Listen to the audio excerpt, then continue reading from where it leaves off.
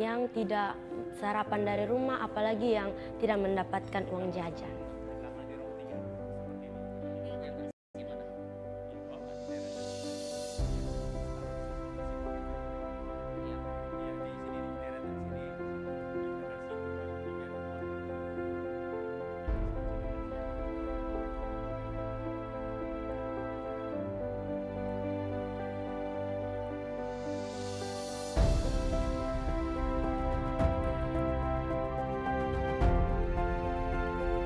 Buat Bapak Presiden Prabowo, makasih karena telah membangun sekolah rakyat, membantu perekonomian kami bagi yang tidak mampu ya Pak.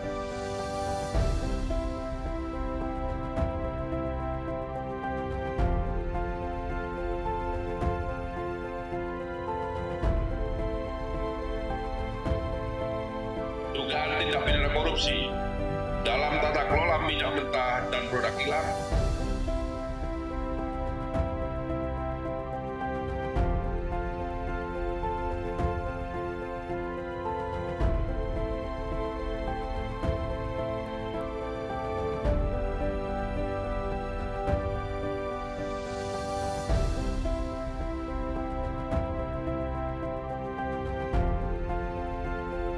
Tadi bersama-sama kita menyaksikan kecelakaan rampasan negara dari perusahaan swasta yang melaksanakan pelanggaran hukum illegal mining, tambang tanpa izin di kawasan PT Timah.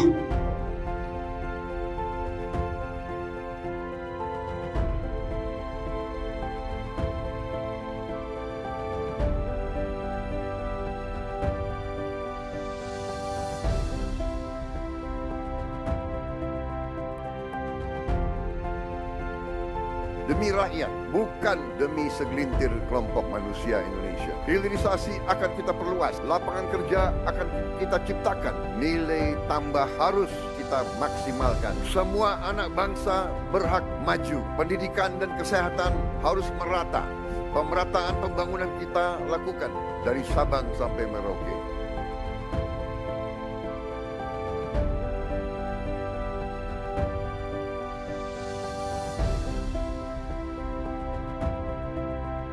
Berterima kasih sekali dan terima kasih saya kepada pemerintah.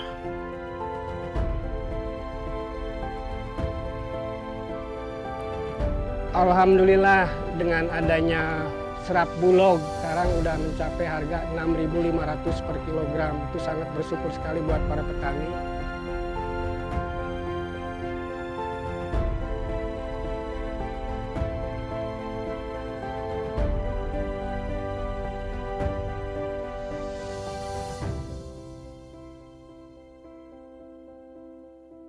Terima kasih karena membantu kami untuk bisa berkelompok dan bisa mendapatkan aset yang ada sehingga mempermudah kami untuk bisa melaut dan luar biasa kami bisa dapat hasil yang memuaskan.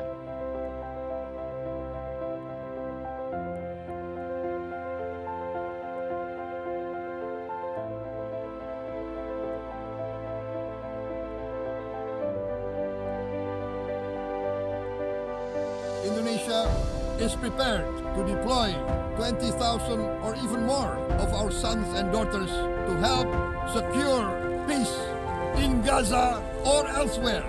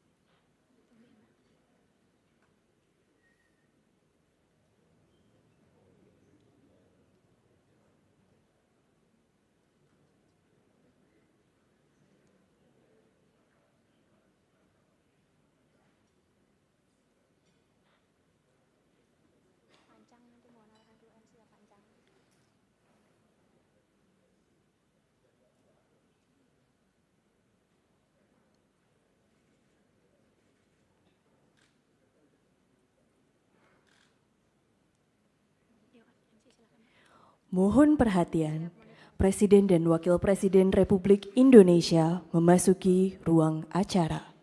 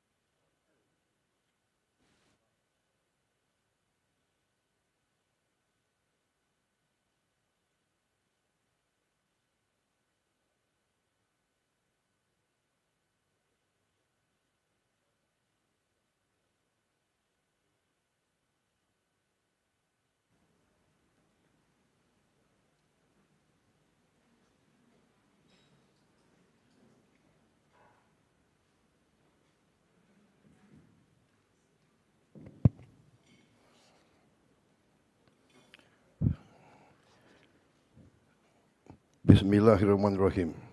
Assalamualaikum warahmatullahi wabarakatuh. Selamat sore, salam sejahtera bagi kita sekalian. Shalom, salve, Om Swastiastu, Namo Buddhaya, salam kebajikan.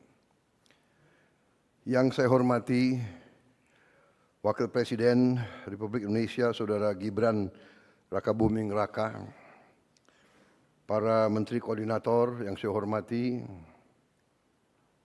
para Menteri, para Kepala Badan, Ketua Dewan Ekonomi Nasional, para Penasihat Khusus Presiden,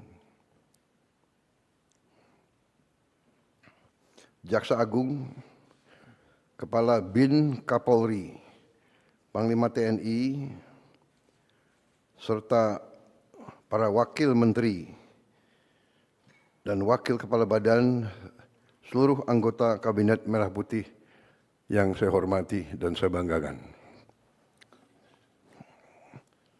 Selamat sore. Tentunya sebagai insan yang bertakwa, marilah kita tidak henti-hentinya memanjatkan puji syukur kehadirat Tuhan Maha Besar bagi umat Islam Allah Subhanahu wa taala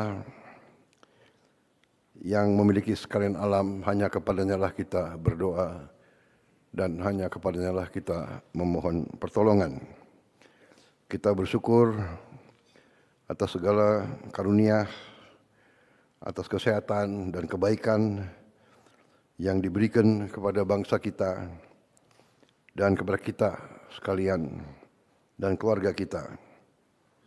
Kita bersyukur kita dapat hadir melaksanakan sidang Kabinet Paripurna pada tanggal 20 Oktober 2025, yaitu tepat 1 tahun saya dilantik, disumpah di MPR kita sebagai Presiden Republik Indonesia.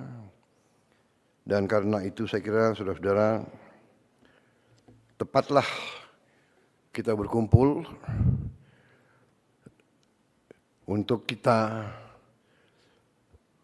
melihat apa yang sudah kita kerjakan 1 tahun ini. Tentunya saya dilantik tanggal 20, 21 saya melantik saudara-saudara. Kemudian kalau tidak salah tanggal 22 ya, saya melantik para wakil. Habis itu langsung kita berangkat ke Magelang untuk retreat. Saya lagi berpikir-pikir mungkin setelah 1 tahun perlu juga retreat lagi.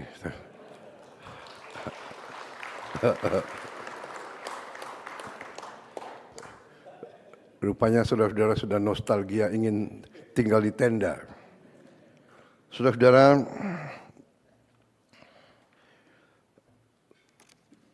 sebagai warga negara yang bertanggung jawab, saya ingin pertama tentunya mengucapkan terima kasih kepada saudara-saudara semua yang telah dengan tekun, dengan kerja keras, dengan disiplin, telah memberi dharma baktimu yang sebaik-baiknya kepada bangsa dan rakyat kita di pemerintahan yang saya pimpin. Saya berterima kasih saudara-saudara yang berasal dari berbagai sumber yang berbeda-beda, daerah yang berbeda-beda, suku dan agama berbeda-beda, dari partai politik yang berbeda-beda. Ada yang partai politik yang berjuang dalam koalisi kita di pemilu, pilpres. Ada juga yang tidak, tapi kemudian sadar dan bergabung.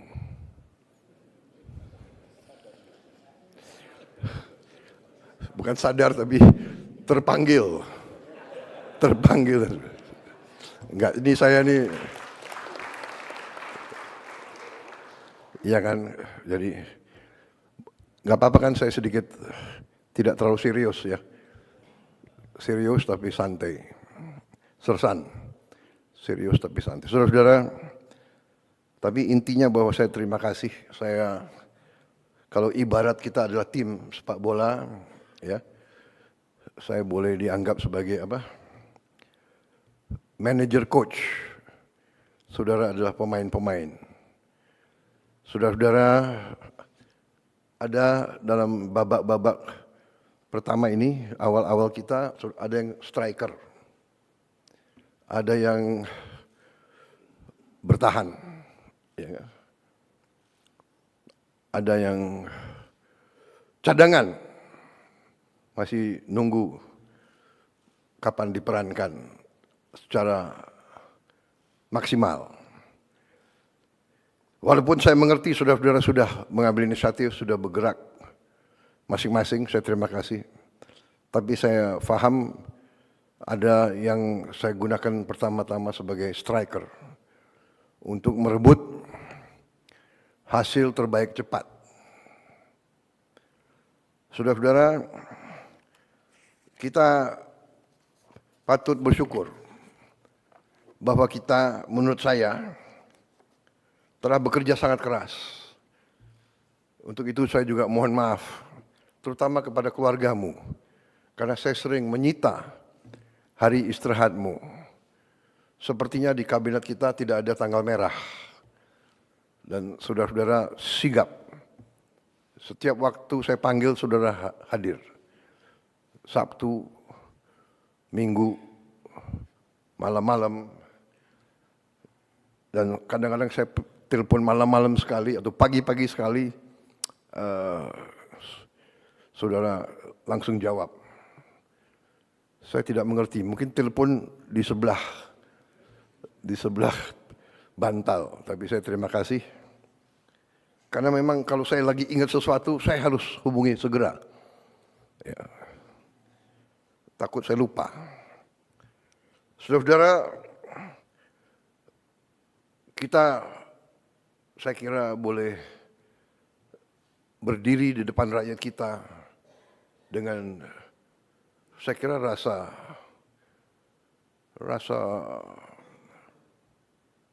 penuh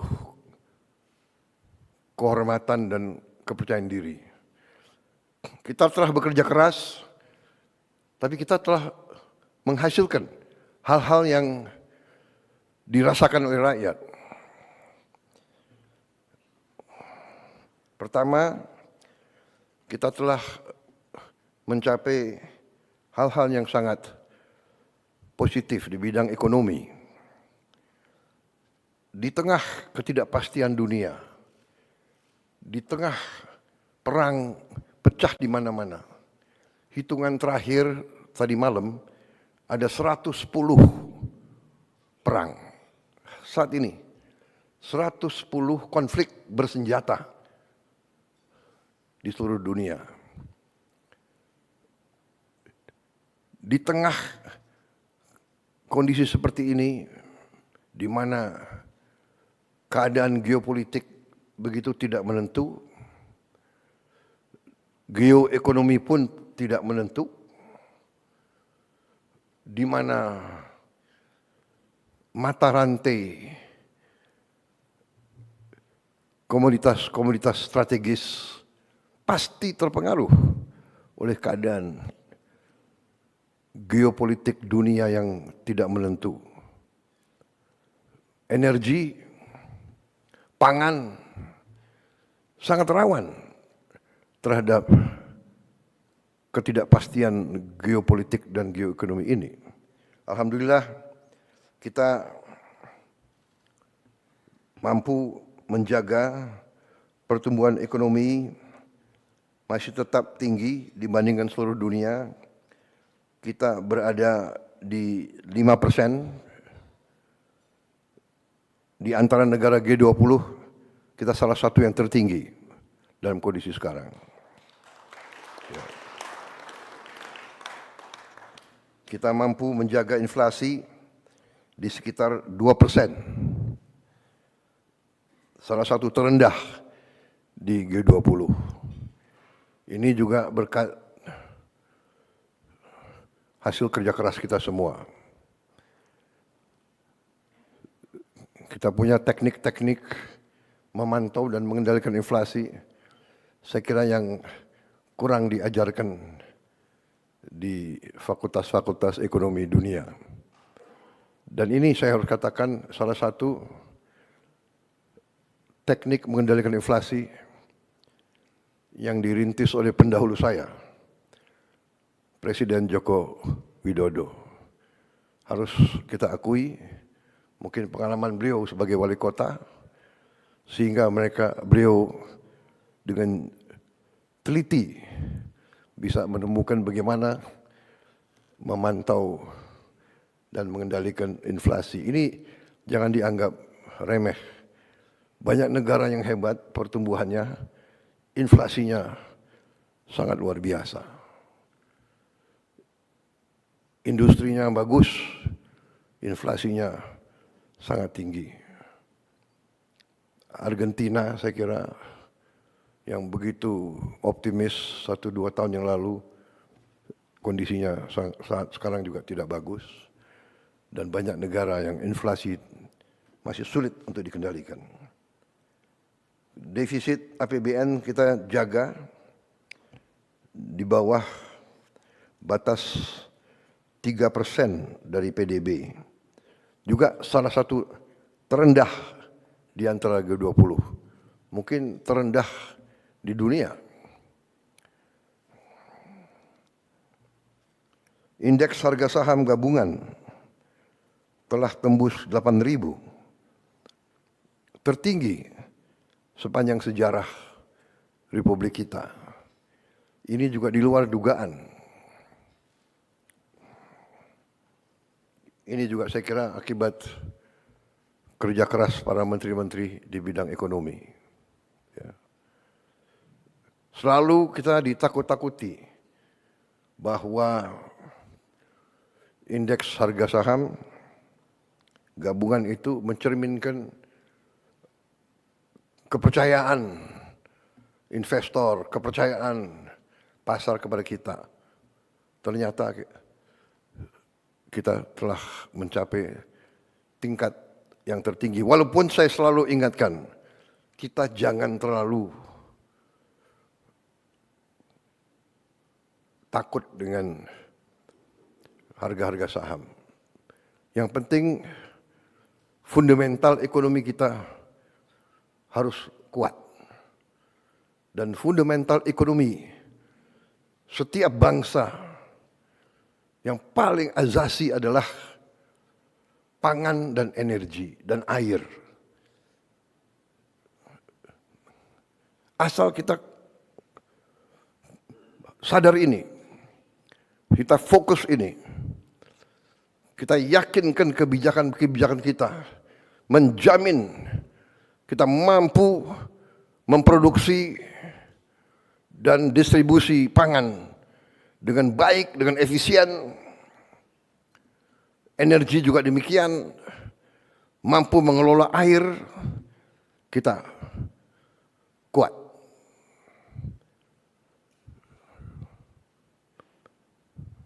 Mata uang, harga saham bisa fluktuasi. Tapi yang paling pokok adalah kita harus jamin produksi pangan, distribusi pangan, dan energi, serta pengelolaan air yang baik. Yang ketiga ini kadang-kadang kita, karena kita diberi karunia Tuhan air yang berlimpah-limpah di sebagian besar Republik kita, tapi ada sebagian yang mengalami kesulitan, tapi kita masih kurang pandai dalam mengelola. Kadang-kadang air ini malah menjadi bencana, banjir dan sebagainya. Tapi kita bersyukur di banyak bagian dari dunia ketersediaan air sangat sulit. Tidak mungkin pangan kita aman kalau tidak ada air yang cukup.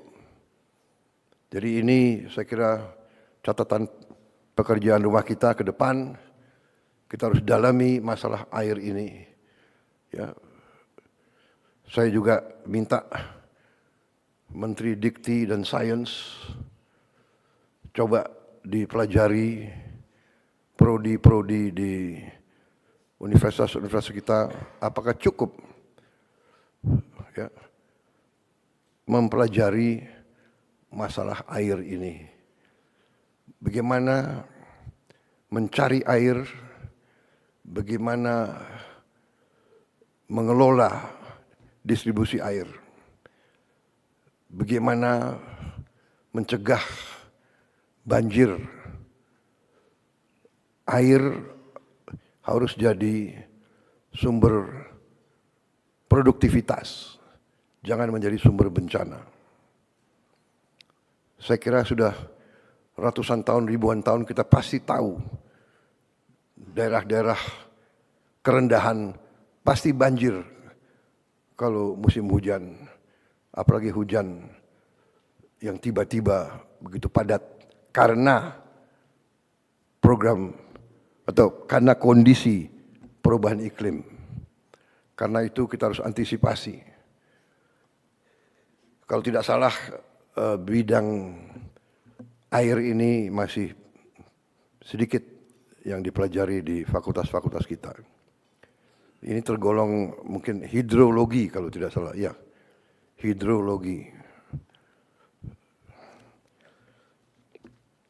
Kita bersyukur juga angka kemiskinan turun ke 8,47%. Ini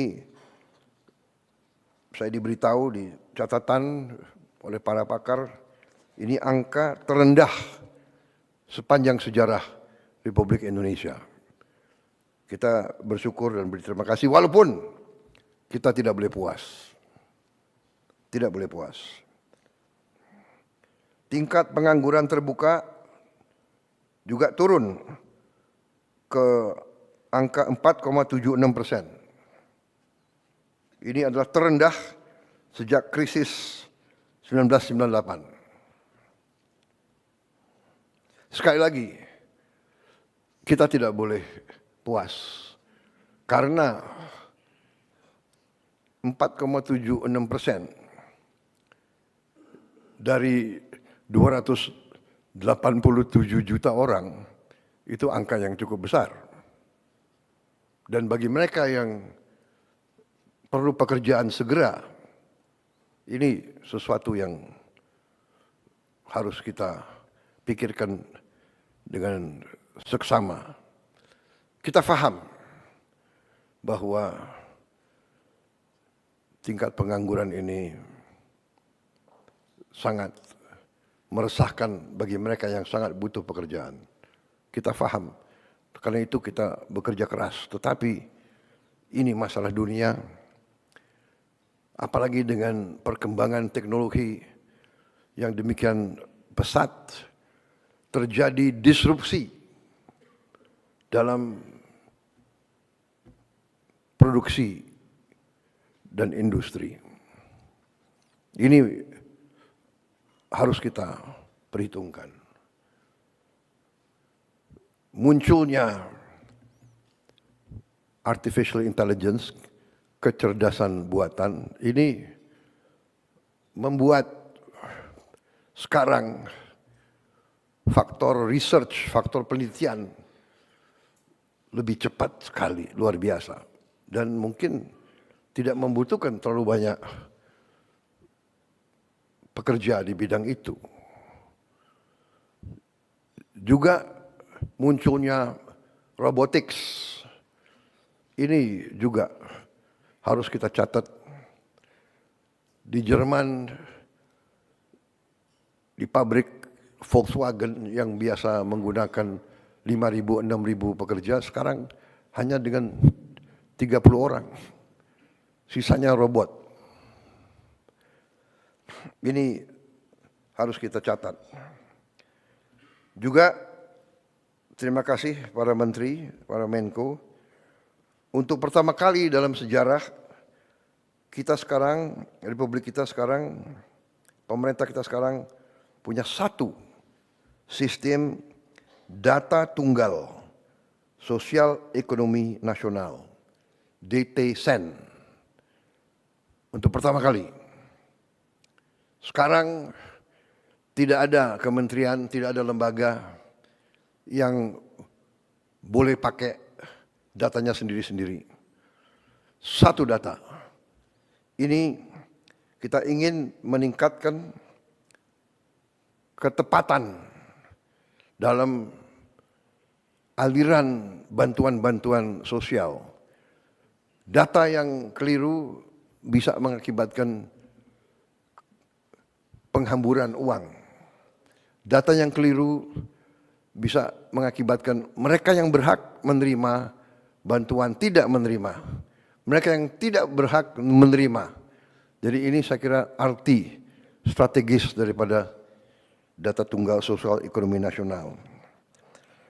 Kita juga terus bekerja keras untuk melakukan digitalisasi dan penggunaan teknologi untuk menjalankan pemerintahan yang lebih efisien.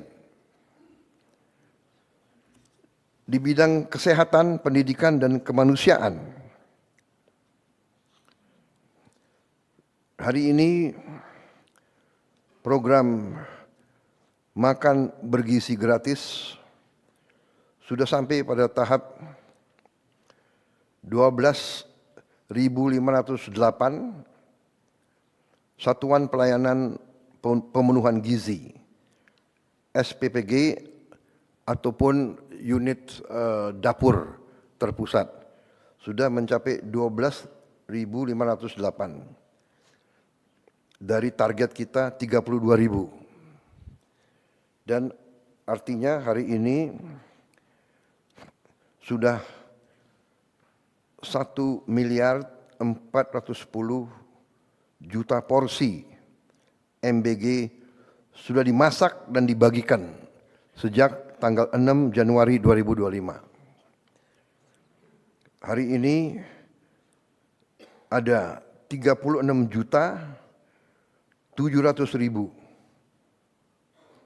anak sekolah, ibu hamil, ibu menyusui, dan balita yang sudah menerima makan bergizi gratis ini.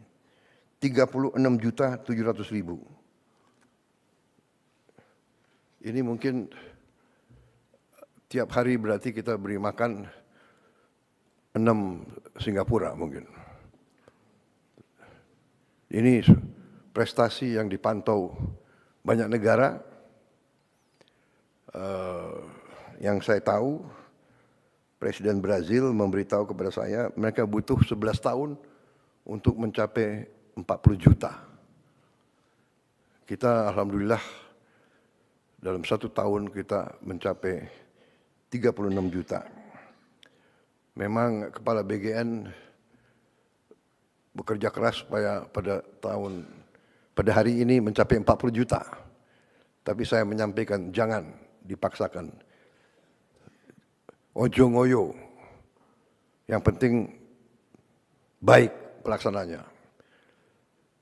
36.700.000 ini bukan tanpa kekurangan. Ya. Ada beberapa ribu yang keracunan makan, sakit perut. Tetapi kalau diambil statistik, 8.000 dari 1.410.000.000, saya kira masih dalam koridor error yang manusiawi. Kalau tidak salah, kekurangannya adalah atau katakanlah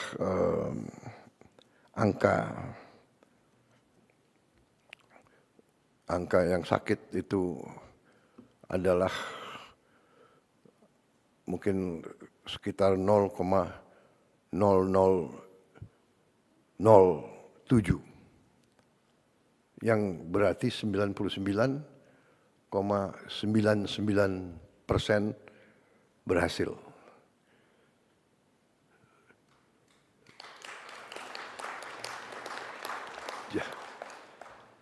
Jadi saya kira dalam sepanjang usaha manusia, hampir tidak ada usaha manusia yang dilaksanakan selama 1 tahun dengan volume yang demikian besar, yang zero error, zero defect, sangat sulit. Walaupun kita tidak boleh menerima. Terus saya tekankan Kepala BGN dan jajarannya untuk menghasilkan suatu prosedur tetap yang ketat, menggunakan alat-alat yang terbaik untuk kita jamin kekurangan atau penyimpangan tidak terjadi. Tetapi kita juga harus yakinkan para guru-guru dan semua yang terlibat untuk mendidik anak-anak kita untuk kalau mau makan pakai tangan harus cuci tangan dengan sebaik-baiknya. Berarti di tiap sekolah harus tersedia air yang bersih juga dengan sabun. Tapi sebaiknya kita mulai didik anak-anak kita, karena namanya anak-anak, mungkin dia merasa sudah dicuci atau dia apa dan sebagainya, ya mungkin kita harus sekarang Kepala BGN mungkin sudahlah dibagi aja sendok yang sederhana, ya. Tidak apa-apa, ya kan? Saya kira sendok itu tidak terlalu mahal, ya. Walaupun saya tahu kebiasaan rakyat kita memang lebih enak makan pakai tangan. Tapi ini kadang-kadang ya ini, kita sebagai pemimpin, sebagai guru, sebagai orang tua, tidak boleh malas untuk mengingatkan. Saudara-saudara, selain itu, ya, 43 juta orang sudah menggunakan program cek kesehatan gratis. Ini saya kira program pertama kali juga di sejarah Republik kita. Setiap warga negara berhak cek kesehatan gratis sekali dalam setahun. Pada hari ulang tahun dia. Untuk bisa mencegah di saat dini. Supaya nanti biaya pengobatan lebih kurang kalau kita tahu dari dini kekurangan penyakit rakyat kita. Walaupun ini juga membuat suatu PR yang sangat besar bagi kita. Karena ternyata hasil cek kesehatan gratis ini sebagian besar rakyat kita punya masalah di gigi, di penyakit gigi.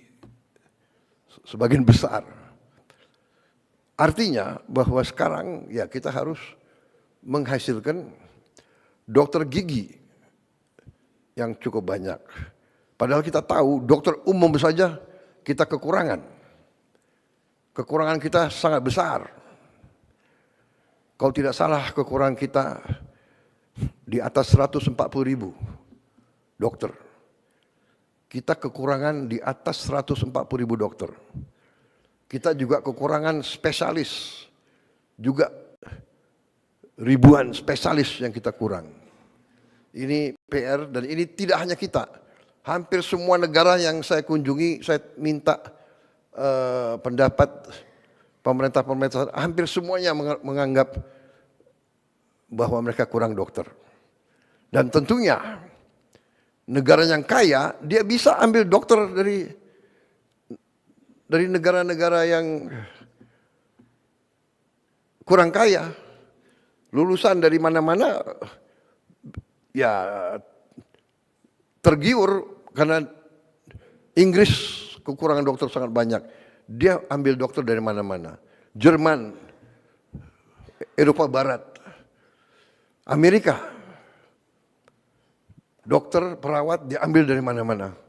Dia mampu bayar sangat tinggi. Ini jadi masalah bagi kita. Artinya kebijakan pendidikan kita harus kita sesuaikan. Berarti kita harus menambah fakultas kedokteran dan fakultas kedokteran yang ada pun harus ditambah jumlah mahasiswanya. Dan ini kalau perlu kita tambah beasiswa. Mungkin LPDP prioritasnya antara lain yang paling atas adalah untuk kedokteran.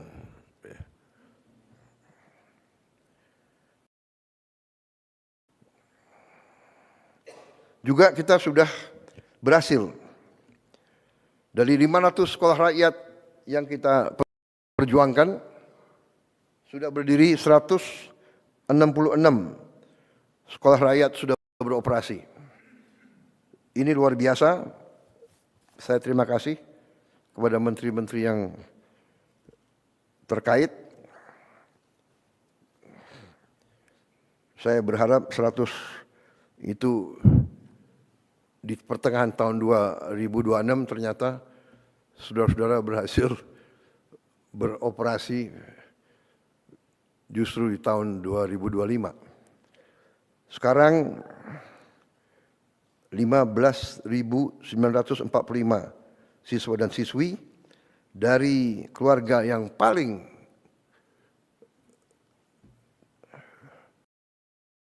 bawah di bidang ekonomi, desil 1 dan 2, yang tadinya banyak yang tidak sekolah sama sekali, ya, ada yang bantu orang tuanya jadi pemulung, ada yang hidup di jalanan, sekarang sudah bisa bersekolah di sekolah rakyat. Memang sekolah rakyat itu kita rancang sebagai upaya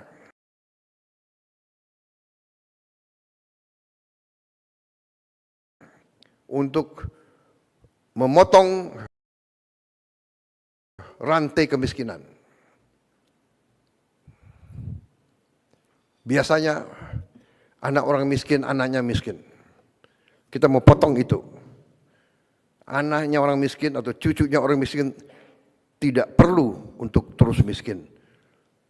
Kita harus berani merubah, kita harus berani memotong rantai kemiskinan. Kita tidak boleh menyerah kepada keadaan. Dan orang yang paling bawah ini paling tidak dilihat. Kelompok elit tidak pernah melihat, apalagi merasakan kesulitan mereka. Mereka bisa digolongkan the invisible people. Kita berharap kalau kita tidak lihat penderitaan mereka, mereka tidak menderita. Padahal keliru. Justru kita tidak lihat, kita tidak bisa merasakan. Apakah ini cukup usaha? Pasti tidak cukup. Tapi minimal kita berusaha. Minimal kita berupaya. Iya kan? Kalau tidak bisa membantu banyak orang, kita bantu beberapa orang. Kalau tidak bisa membantu berapa orang, kita bantu satu orang. Kalau satu orang pun kita tidak bisa bantu, jangan kita bikin sulit orang itu. Ini pendekatan yang sangat sederhana. We must do what we can do. And we can do if we want to. Saudara-saudara, kalau insya Allah saya percaya akan berdiri 500 sekolah ini, saya percaya. Itu berarti kita akan membantu 500.000 keluarga miskin, keluarga sangat miskin. Karena konsep sekolah rakyat ini adalah satu sekolah 1.000 siswa. SD, SMP, SMA, dan seterusnya, SMK. Saudara-saudara, ini sekolah rakyat. Kita juga membangun sekolah unggulan. Rencana kita 10 sekolah unggulan, ini anak-anak terpinter. Kalau tadi anak-anak dari golongan paling bawah, yang tidak punya harapan sekolah, kita beri harapan. Tapi ada juga anak-anak yang harus kita cari. Unggulan, anak-anak terpintar Republik Indonesia harus kita cari, harus kita kumpulkan. Dan kita harus perkaya, kita harus kasih pendidikan supaya dia bisa nanti menjadi pemenang-pemenang hadiah Nobel. Kita ingin Indonesia unggul di bidang sains dan teknologi. Masa depan hidup Indonesia, masa depan hidup setiap bangsa di abad ke-21 ditentukan oleh sains dan teknologi. Kita butuh anak-anak pintar. Kita butuh insinyur-insinyur, profesor-profesor, ahli matematika, ahli di semua bidang teknologi. Kita negara yang sangat kaya, kita punya mineral-mineral kritis. Kita punya mineral-mineral yang disebut rare earth.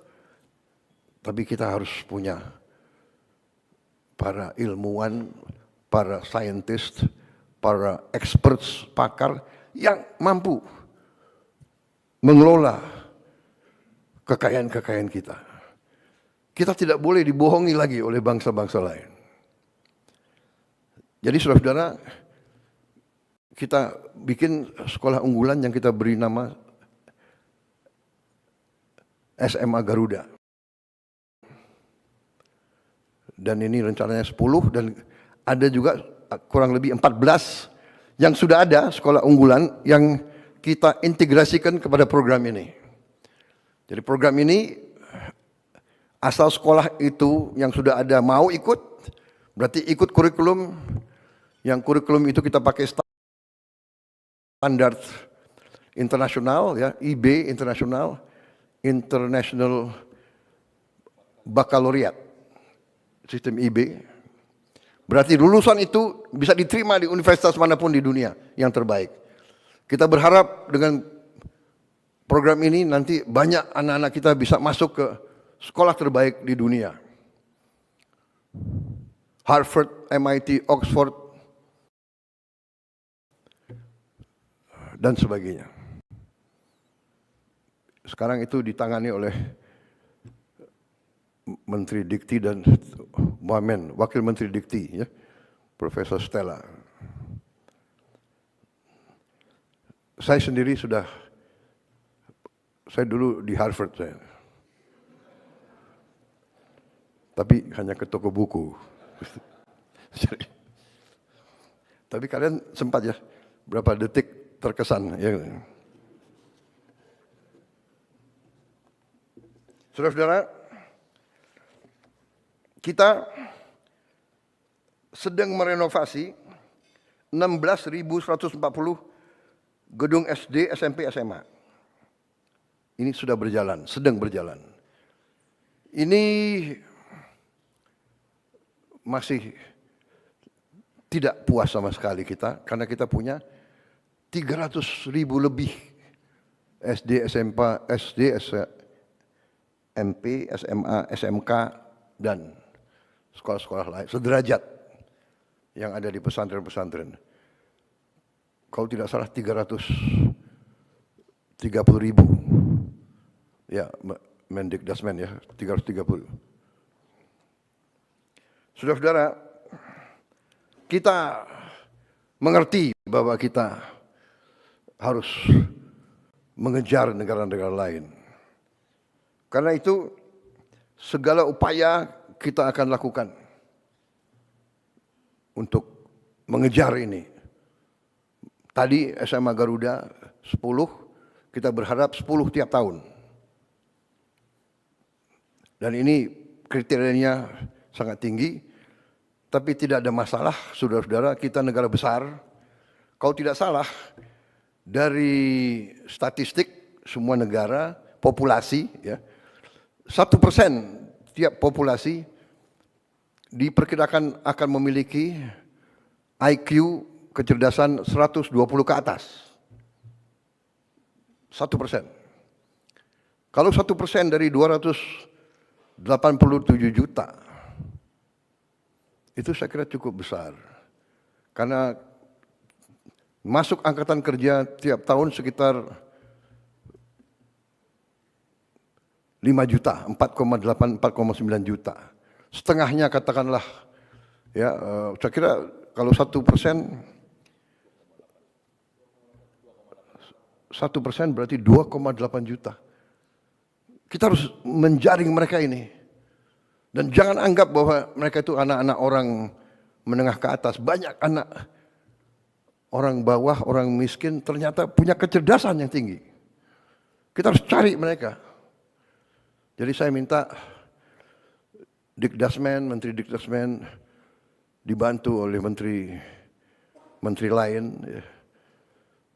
Menteri Dikti Sains dan Teknologi dibantu oleh Menteri Sosial, dibantu oleh Panglima TNI, dibantu oleh Kapolri yang punya jaringan ke desa-desa, mungkin dibantu oleh ormas-ormas, dibantu yang punya yayasan-yayasan. Cari mereka ini dan kita didik mereka dengan beasiswa penuh.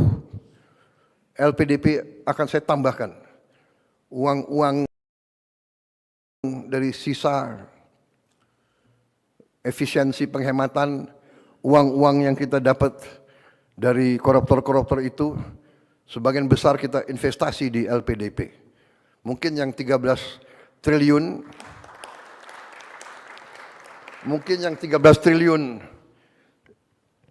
disumbangkan atau diambil oleh Jaksa Agung, hari ini diserahkan Menteri Keuangan, mungkin Menteri Keuangan mungkin sebagian bisa kita taruh di LPDP untuk masa depan. Saudara-saudara, salah satu program yang upaya kita untuk memperkuat pendidikan kita tahun ini akan memberi satu interaktif panel, interaktif flat panel, kayak layar ya, interaktif, digital, 75 inch di tiap sekolah, SD, SMP, SMA, yang kita sudah adakan sekarang adalah, kalau tidak salah sudah dibagi ke mendekati 50.000 sekolah, ya Menteri, ya Dikdasmen, sudah 50.000 sekolah sudah dapat. Kemudian nanti totalnya tahun ini 288.000 flat panel IFP, interactive flat panel. Di situ sudah ada komputernya, yang di situ bisa muat ratusan ribu konten, mungkin jutaan. Iya, Mendikdasmen ya. Cukup banyak konten di situ. Jadi semua silibus kita akan ada di situ. Jadi sekolah-sekolah terluar terpencil, sekolah-sekolah yang tidak punya akses kepada guru-guru yang baik atau guru-guru yang cakap di bidangnya, umpamanya bahasa Inggris, bahasa Mandarin, matematik, ini pelajaran-pelajaran yang susah. Ya, ini bisa dibantu dengan ini. Dan ini kalau dia selesai dan dia mau kembali, dia bisa kembali anytime. Kalau tidak puas, mungkin si gurunya bisa kumpul siapa yang kurang mengerti, nanti sore kembali, kita tambah pelajaran.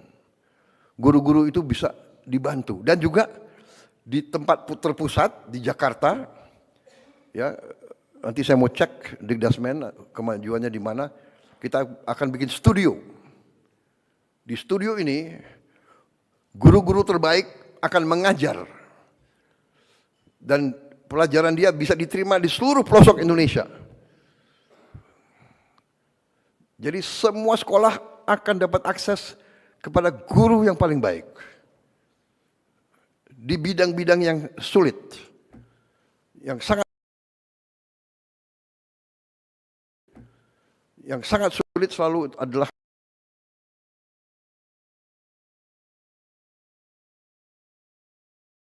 apalagi di gunung-gunung, pulau terpencil, jangankan itu, saya yakin di pinggir Jakarta ini juga masih banyak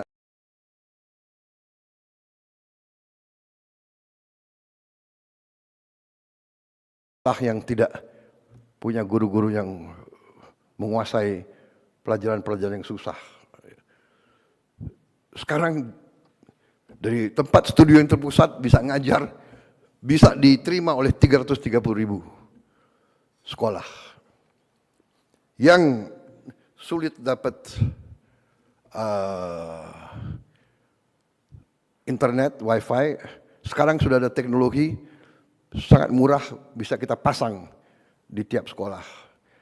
Tidak terlalu mahal. Starlink mungkin masih agak mahal untuk bayar tiap bulan. Tapi sudah ada teknologi yang lebih murah. Dan saudara-saudara, tahun depan rencananya adalah kita akan tambah 3 layar. Ya, tahun ini kita mampu 1 layar, tahun depan kita akan bagi 3 layar. Berarti di setiap sekolah akan ada 4 ruangan yang punya layar ini. Mudah-mudahan tahun 2007 kita bisa tambah lagi 2 layar lagi. Jadi 6 kelas tiap sekolah bisa punya layar. Jadi semua anak-anak kita mendapat akses kepada pengetahuan yang terbaik, terkini, dengan animasi dan dukungan yang terbaik. Saya dapat laporan dari Mendikdasmen bahwa antusiasme anak-anak sekarang meningkat untuk sekolah. Ya selain MBG, dia juga pelajarannya juga menarik. Ini saya kira penting karena fokus kita tidak boleh, kita harus fokus kepada investasi paling penting bagi rakyat kita, investasi kepada anak-anak kita, sumber daya manusia kita. Saya juga perhatikan waktu saya keliling, saya cek anak-anak kita mungkin karena kurang biaya, dia menghemat kertas. Dia menulis tulisannya sangat kecil. Saya minta ditinjau kembali Menteri Dikdasmen, ya. Saya kira perlu kembali ada pelajaran menulis.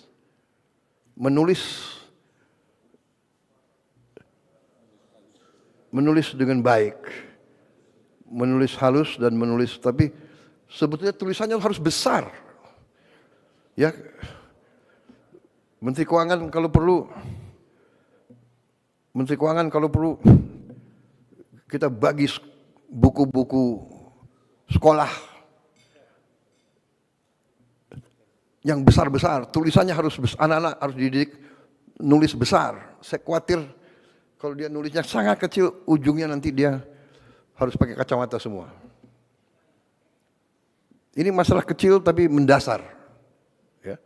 Dan saya tergerak karena saya tahu anak ini nggak mau memberatkan orang tuanya. Jadi dia menghemat kertas.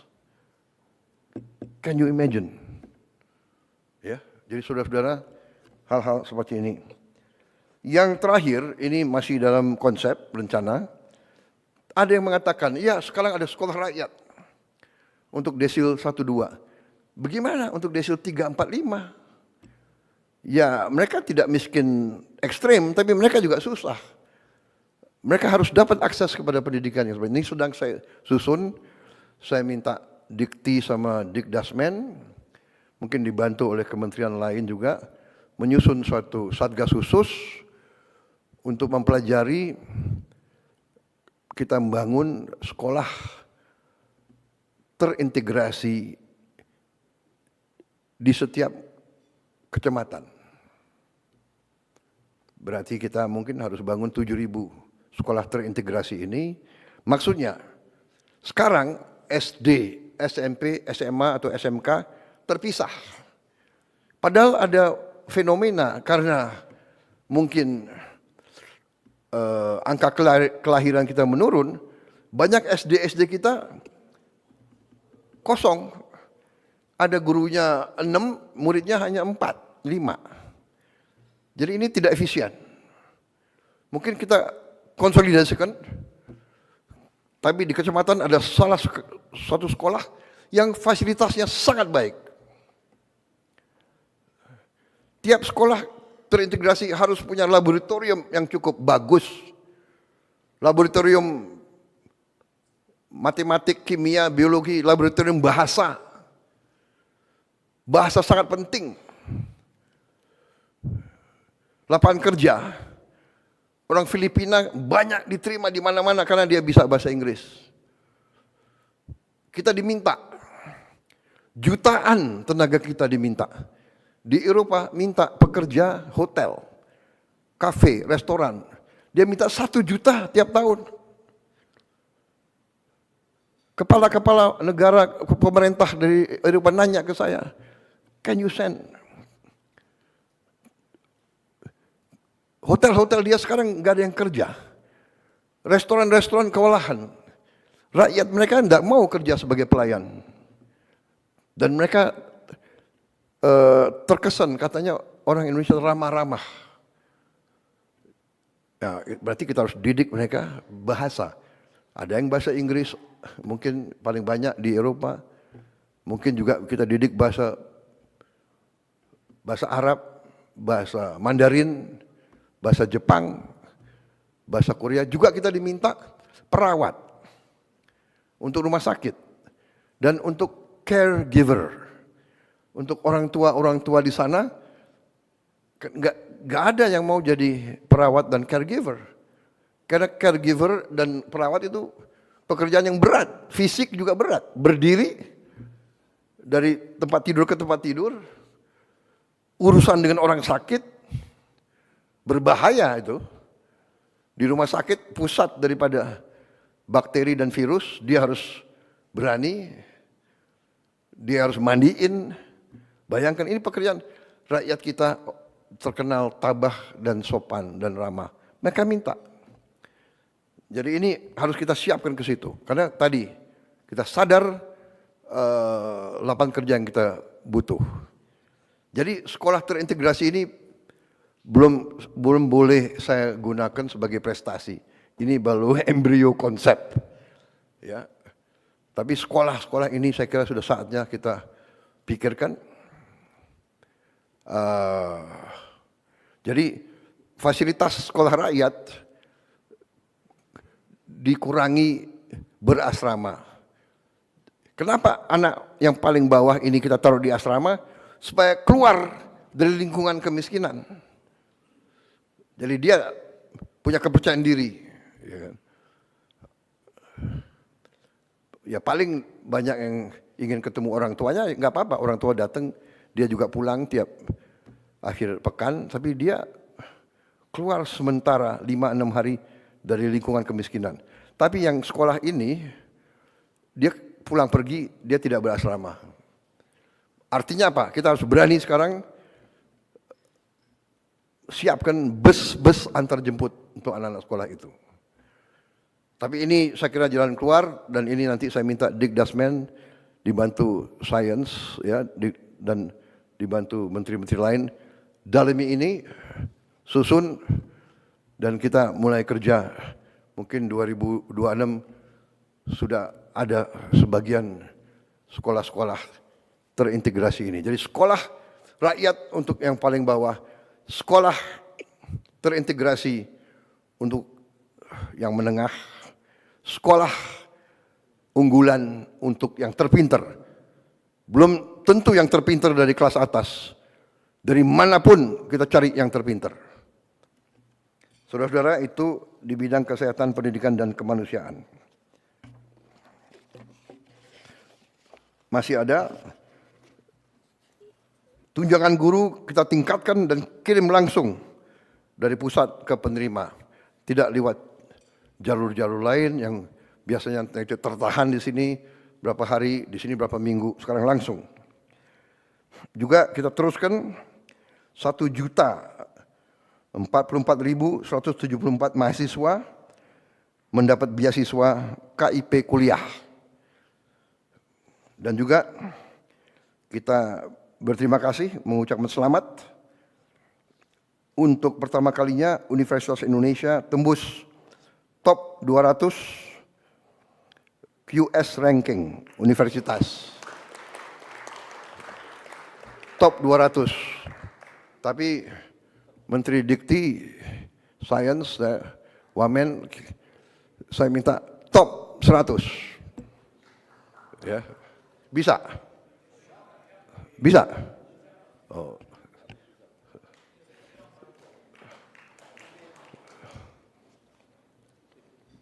Pasti nanti akan disusul oleh ITB, UGM, ITS, dan sebagainya. Juga kita mendirikan Kementerian Haji atas permintaan pemerintah Arab Saudi, karena dia bilang kami urusan haji adalah Menteri Haji. Jadi kami harus minta urusannya sama pejabat. Oh, ini kepala badan. Enggak, dia maunya menteri. Sudah. Apa boleh buat, kita menyesuaikan. Dan alhamdulillah kita sudah bisa turunkan biaya haji.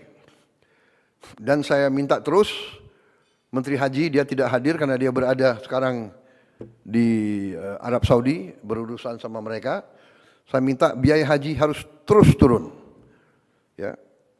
Bisa dengan efisiensi. Bisa dengan efisiensi dan pelaksanaan yang bersih.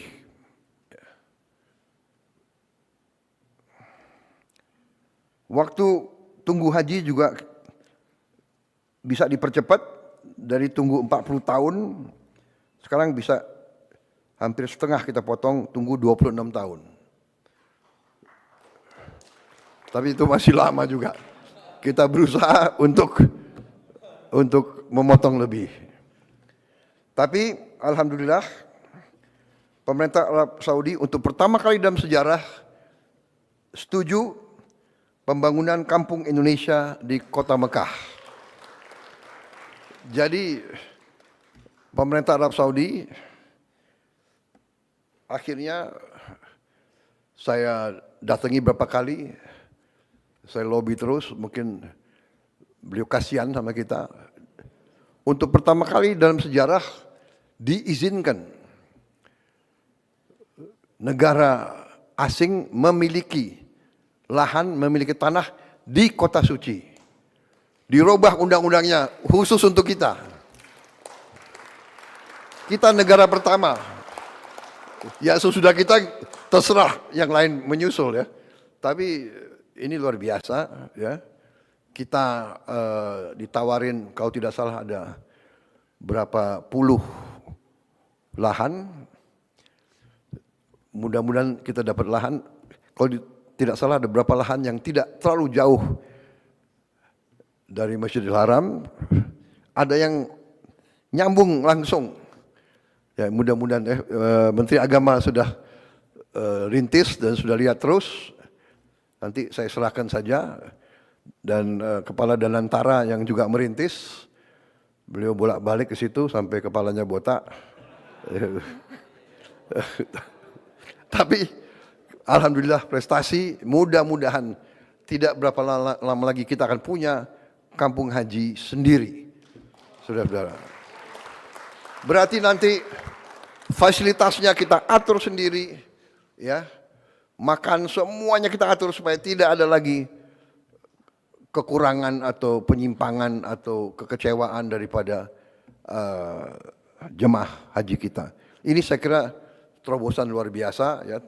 Pertama dalam sejarah dia robah undang-undangnya, negara asing boleh memiliki tanah, dia tawarkan lahan-lahan yang terbaik walaupun harus tender terbuka. Dan nanti tendernya kalau tidak salah ditutup tanggal 30 Oktober ini. Jadi kita kerja keras ya. Saudara, tapi ya saya juga lobby terus. Waktu kemarin saya ketemu Menteri Luar Negerinya, saya bilang Pak ini ada lelang ditutup tanggal 30 Oktober. Tapi yang daftar lelang berapa ribu ya sudah? Oh 90 entitas lain yang juga bidding lahan yang kita inginkan. 90 ya. Wah, ya mudah-mudahan lah. Mungkin Menteri Agama pimpin doa khusus nanti. Mudah-mudahan kita bisa dapat lahan yang kita inginkan. Jadi ini prestasi kita di bidang kesehatan, pendidikan, kemanusiaan termasuk di bidang agama. Saya lanjut di bidang investasi, penciptaan lapangan kerja, pariwisata dan antara. Untuk pertama kali dalam sejarah, pengemudi ojek online menerima bonus hari raya pertama kali. Juga sekarang kita sedang diskusi terus sama perusahaan-perusahaan terbesar ojol untuk kita cari pelayanan terbaik untuk pengemudi ojol ini, kemudian efisiensi sehingga tidak terjadi suatu persaingan yang saling merugikan. Tapi kita ingin supaya lapangan kerja ojol ini, pengemudi ojol ini terjamin. Kalau tidak salah ada 4 juta pengemudi ojol ya di 2 perusahaan besar pengemudi ojol ya. Kita punya 30.000 SPPG nantinya kalau berfungsi semua. Tiap SPPG, tiap dapur membutuhkan 50 orang bekerja. Jadi 50 kali 30.000, 1,5 juta. Tiap dapur sekarang rata-rata menerima supplier yang jual telur, yang jual sayur, yang jual macam-macam itu rata-rata 15 per dapur. Masing-masing supplier mempekerjakan minimal 5 sampai 10 orang. Jadi kita bisa bandingkan multiplier effect daripada ini. Saya kedatangan rombongan dari Rockefeller Institute. Mereka meninjau MBG kita dan mereka mempelajari. Dan mereka sampaikan bahwa kita ini sedang disorot oleh dunia, program kita. Dan dia mengatakan menurut dia ini program yang terbesar, roll out-nya dan paling cepat. Dan dia sudah meninjau beberapa. Dan dia mengatakan sekarang ada 112 negara yang ikut program atau melaksanakan program ini. Waktu kita mulai kita berada di negara ke-78 atau 79.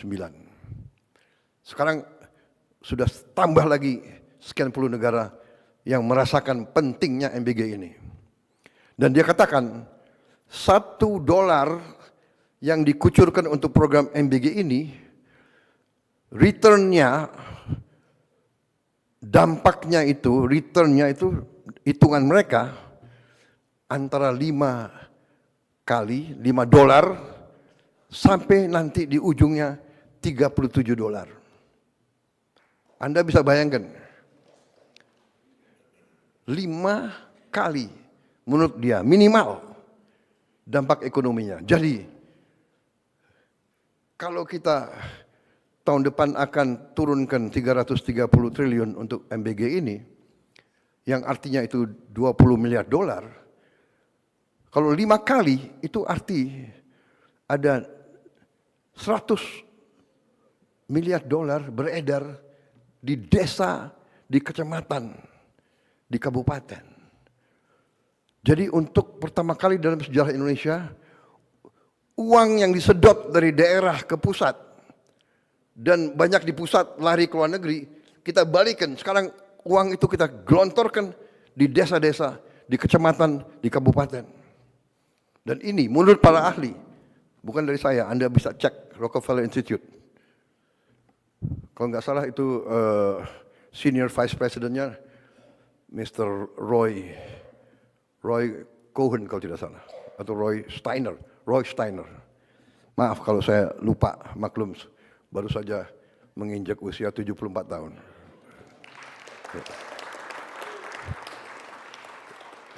Terima kasih ucapan selamat saudara-saudara. Jadi saudara-saudara,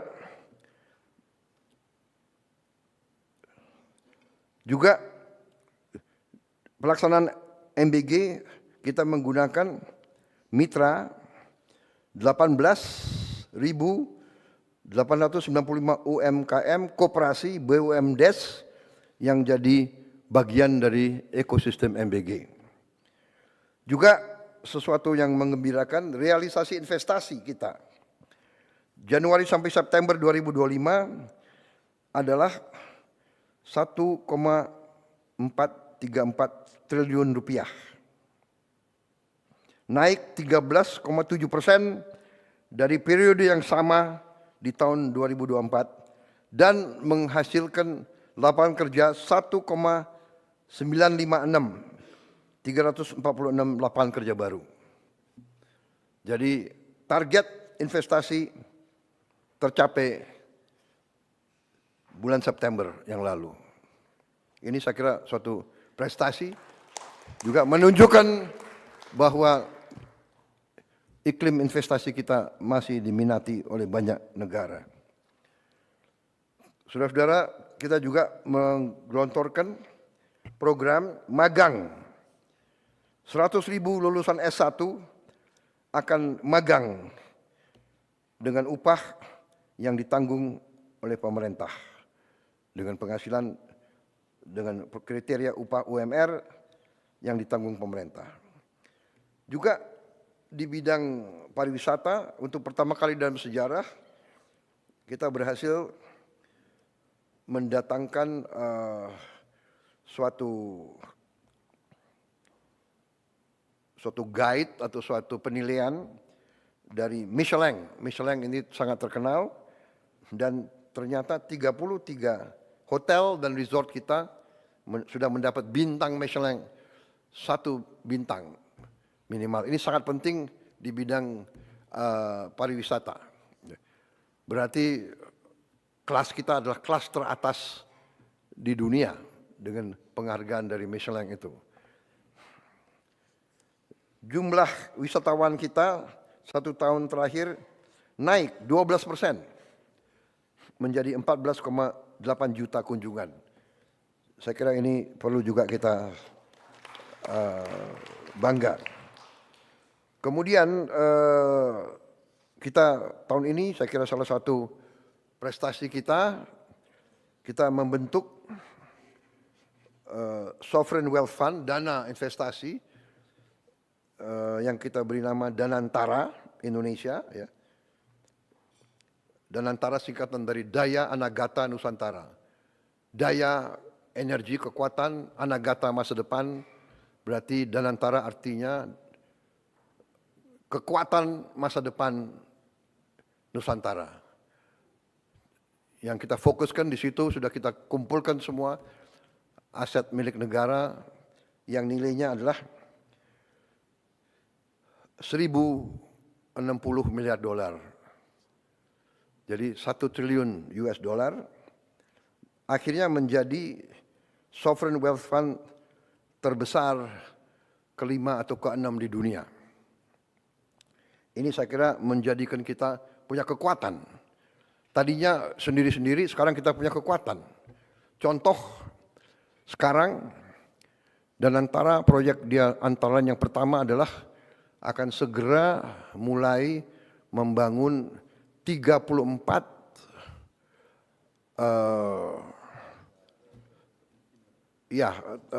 pembersihan limbah, sampah dari kota-kota besar, alatnya atau pabrik pembersihannya dan bisa pengolah ini diolah justru menjadi energi, menjadi listrik. Kita akan segera mulai 34. Ini sudah saya kira pembiayaan sudah tinggal kontrak dibagi-bagi, tinggal dinilai teknologi yang terbaik yang mana. Karena ini sangat penting. Ada tempat-tempat sampah yang sampahnya sudah menggunung. Terutama untuk DKI, Bantar Gebang, untuk Bandung, untuk Surabaya dan untuk Bali. Ini sudah menjadi sesuatu yang sangat mendesak. Kalau tidak salah, di Bantar Gebang itu saya dapat laporan sudah mencapai puluhan juta ton itu. 55 juta ton. Limbahnya 55 juta ton. Sudah menggunung. Kalau terjadi hujan deras, dia bisa membahayakan banyak kampung di sekitar itu. Ini segera akan kita lakukan, insya Allah dalam 2 tahun kita selesaikan 34 kota. Ini sangat strategis karena ini menyangkut kebersihan, kesehatan. Ya bagaimana? Kita berharap pariwisata naik. Kalau Bali tidak bisa bersihkan sampahnya, bisa kita bayangkan mau nggak turis datang ke tempat yang kotor, yang jorok. Jadi ini strategis.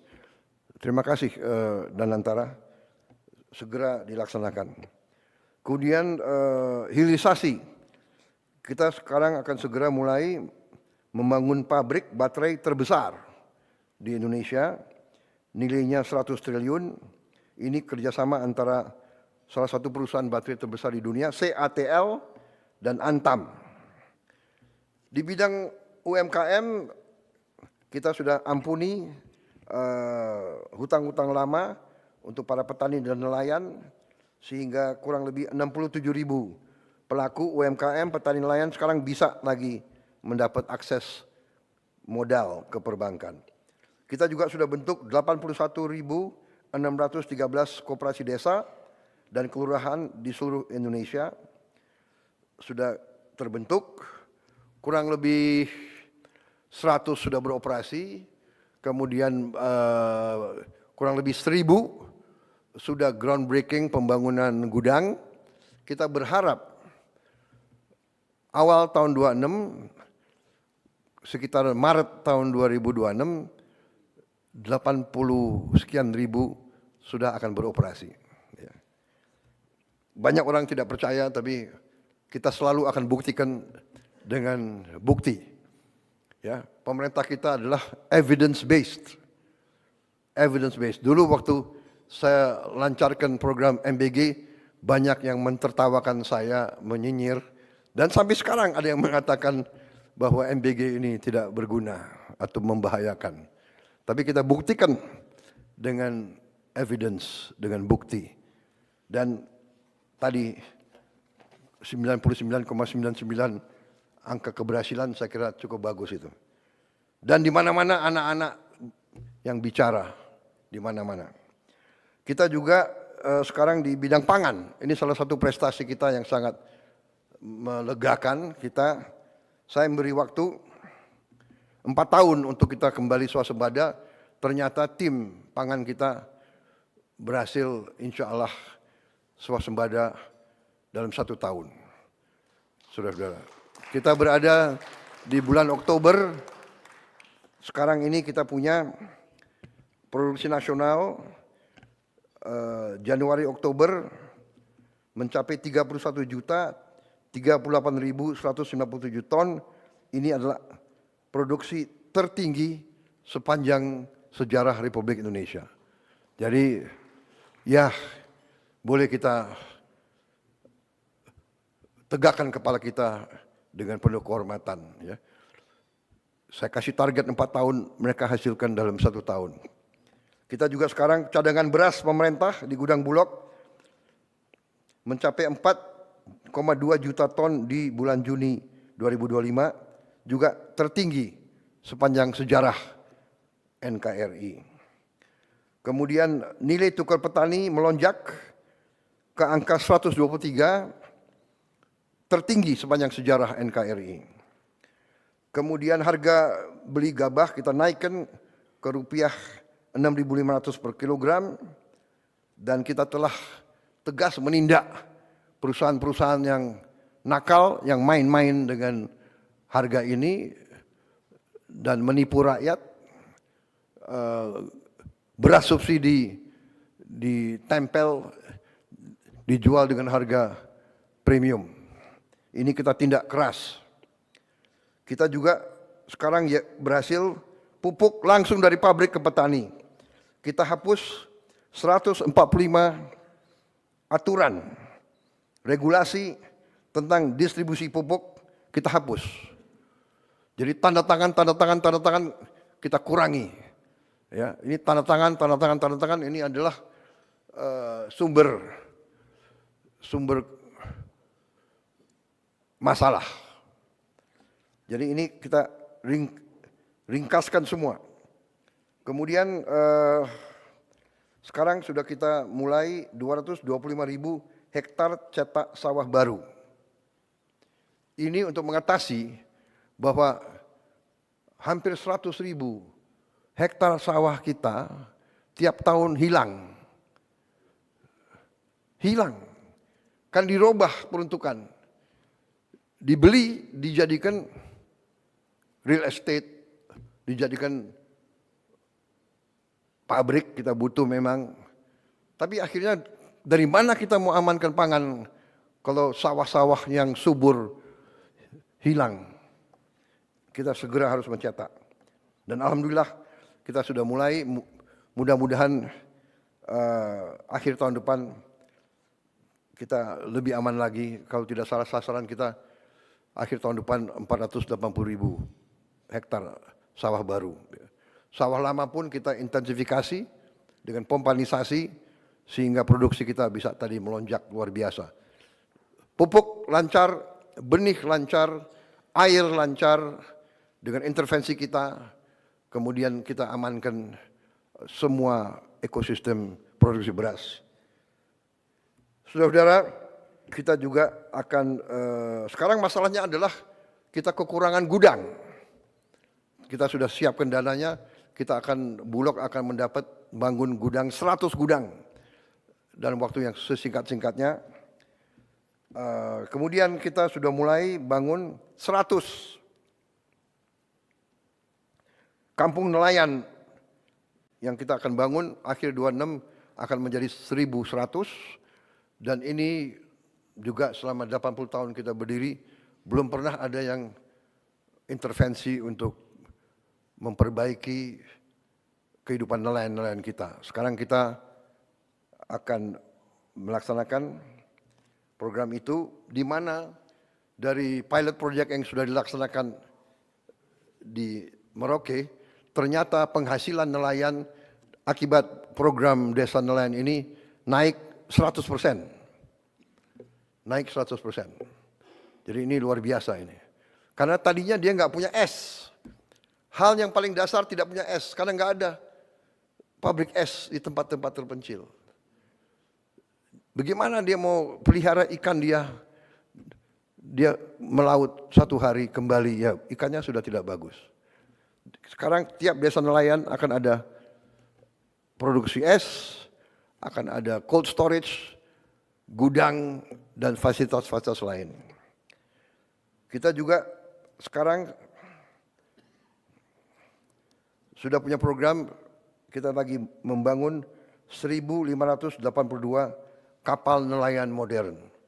Insya Allah akhir tahun depan dan 2027 kita akan punya 1.582 kapal nelayan modern dari GT 30 sampai GT 10.000. Ini menghasilkan devisa dan menghasilkan protein untuk rakyat kita.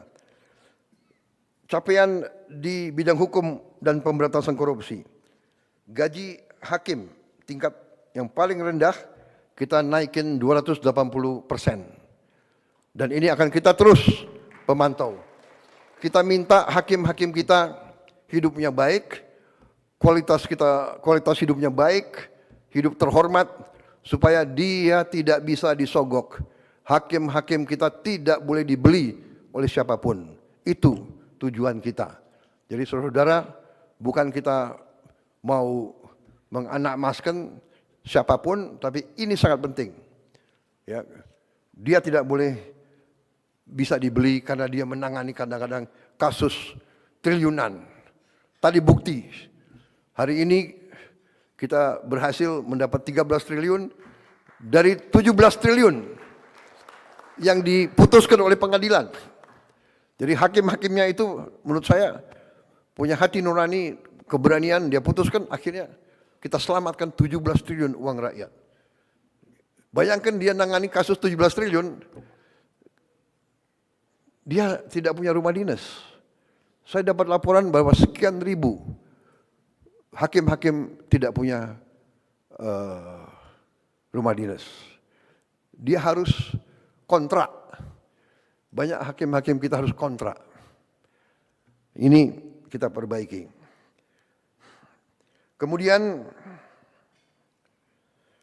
kita berhasil mengalihkan 306 triliun rupiah anggaran negara yang rawan korupsi, kita alihkan untuk program-program pro rakyat. 300 triliun, ini yang kita pakai untuk langsung ke rakyat. Kemudian kita bertekad tidak ada kasus-kasus korupsi yang tidak bisa diselidiki. Tidak ada, no more untouchable, nggak ada yang untouchable lagi. Saya terima kasih penegak hukum yang tegar meneruskan tugas yang mulia ini. Juga penegak hukum telah berhasil menyelamatkan lebih dari 1.000 triliun kerugian negara. Ini yang kita berhasil kita tegakkan. Lebih dari 4 juta hektar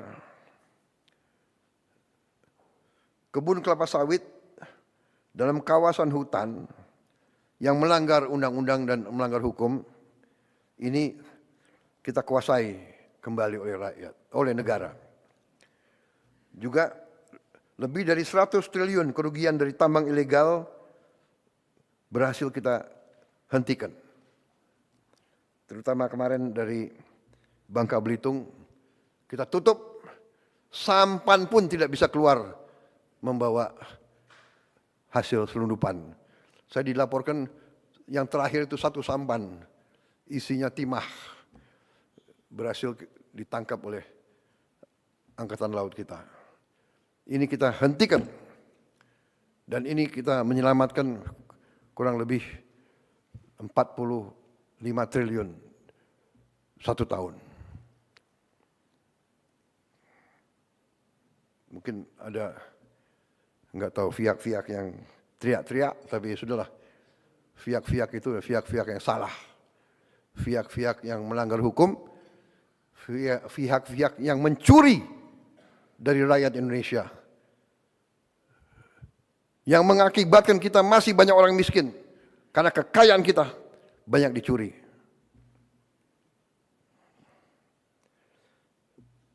Saudara-saudara, di bidang pertahanan, keamanan, ketahanan, dan diplomasi, terus kita perkuat TNI dengan tambah batalion-batalion.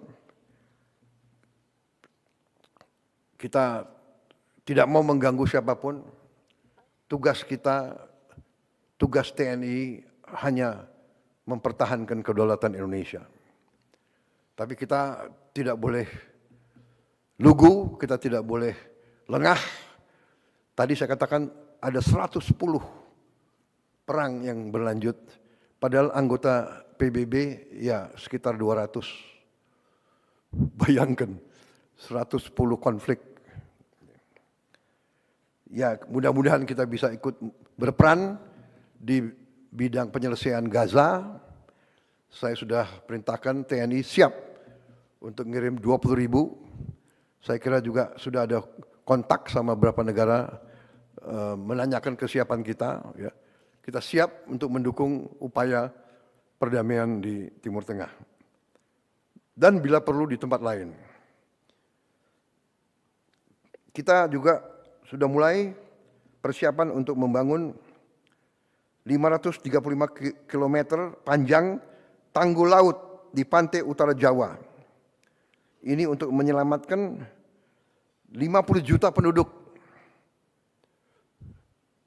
Air laut naik 5 cm setahun. Jadi harus segera kita selamatkan ini. Karena di pantai utara Jawa ini juga kalau tidak salah 60% industri kita ada di pantai utara Jawa itu.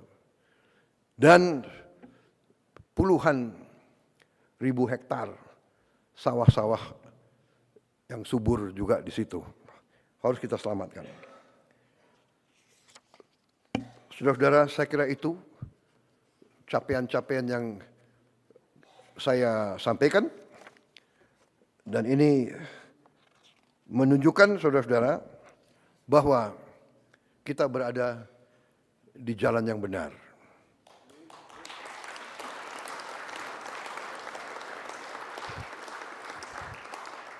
Saya percaya bahwa menjalankan pemerintahan ternyata sebenarnya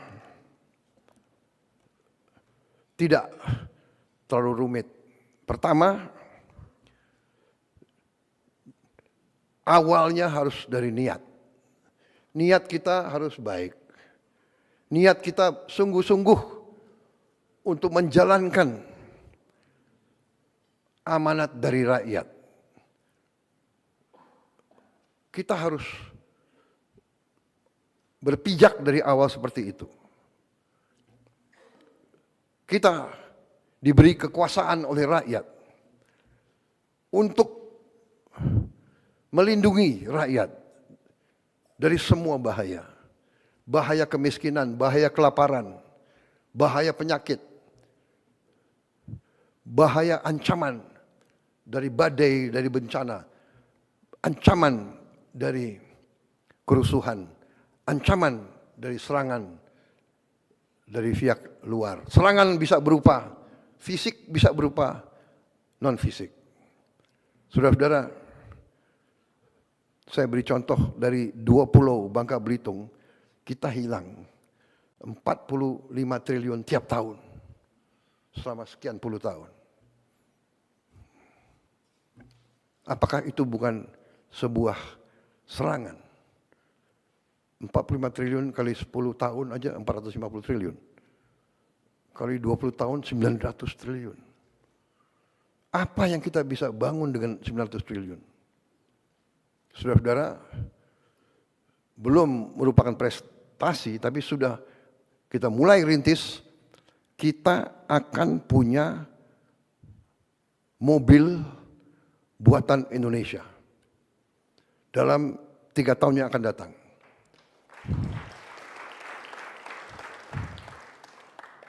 Saya sudah alokasi dana,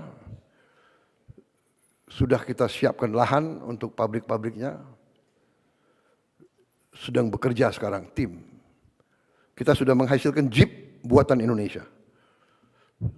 Jadi sekarang pejabat-pejabat kita, perwira-perwira kita bangga, kita tidak pakai Jeep buatan negara lain. Kita pakai Jeep buatan Indonesia sendiri.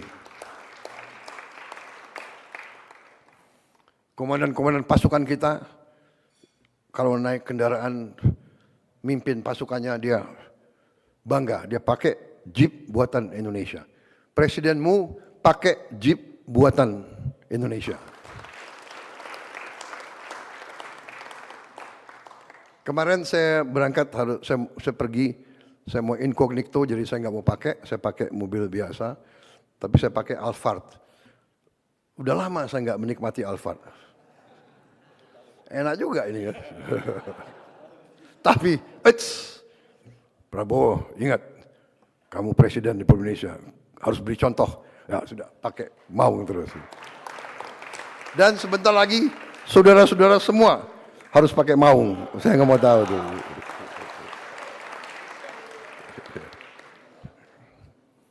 Yang mobil-mobil bagus, pakai kalau libur saja. Ya pada saat saya nggak panggil kau, bolehlah kau pakai mobil itu. Saudara-saudara, saya kira